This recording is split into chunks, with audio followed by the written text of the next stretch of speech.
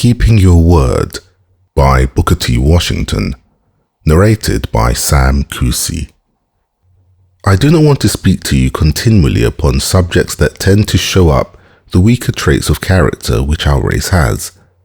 But there are some characteristic points in our life so important that it seems to me well that we emphasize those which are specially weak just now.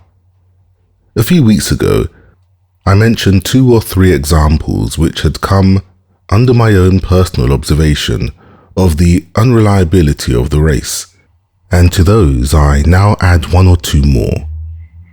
On 3 distinct occasions while travelling, I have found it necessary to make engagements with hackmen to call at a certain hour in the morning to take me to an early train, and on no one of these occasions has the hackman kept his word. In the first case, the man disappointed me entirely, so that I had to walk to the station, a distance of 1 mile or more. In the second instance, the hackman was to come at 6 o'clock and did not come until 6:30. By that time, I had started to walk and had gone 2 or 3 squares, meeting him on the way to the place where I had stopped. In the third case, the man was at least an hour late when we met him, after we had walked over half the distance to the station. I have spoken at another time of the fact that men who employ coloured workmen have complained to me that after these men had drawn a week's pay, they could not be depended upon to return to work the next Monday morning. In the city of Savannah, Georgia, there are a great many coloured men employed as stevedores, men who load and unload ships. If you have read the newspapers carefully, you will have noticed that recently the persons who employ these men have made a new rule by which they refuse to pay the stevedores all of their wages at the end of the week, but retain 2 days' pay out of each week for every individual who works for them to be paid to them at the end of the next week. Of course, the men do not lose anything in the end by this method. It simply means that so long as they work for one employer, there are at least 2 days' pay due them.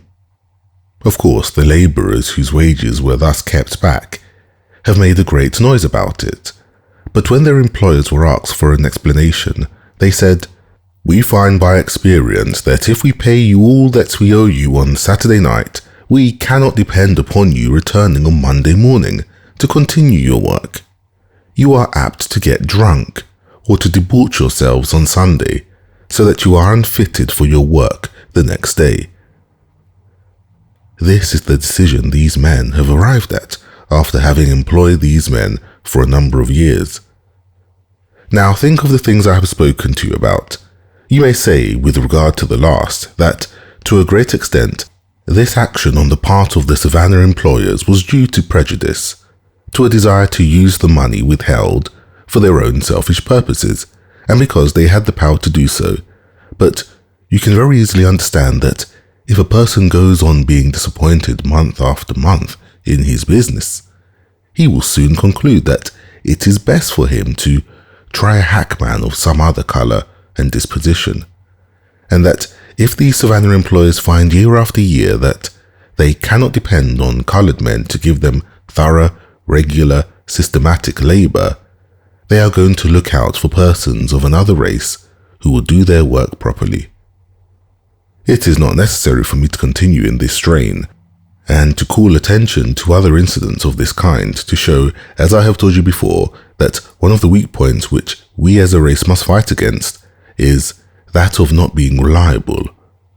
Of course, I understand that it is not always possible for a person to keep an engagement, but if he cannot, it is very rarely the case that he cannot send word to the person with whom he has made the engagement of his inability to keep his part of it.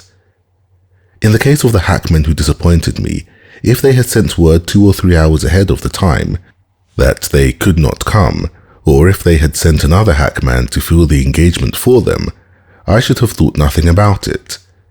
In the case of those Savannah labourers, when they found they could not go back to their work promptly if they had sent word to that effect, their absence perhaps could have been excused. But it is this habit of disappointing people in business matters without apparent care or concern that has given the race the damaging reputation which it has for unreliability.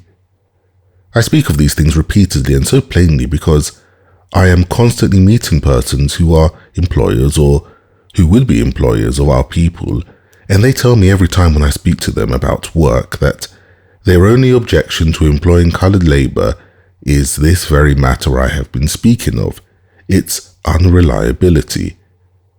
Many of them say that they want to employ coloured people, could be glad to give them places of responsibility, but that they cannot find men who will stick to their work.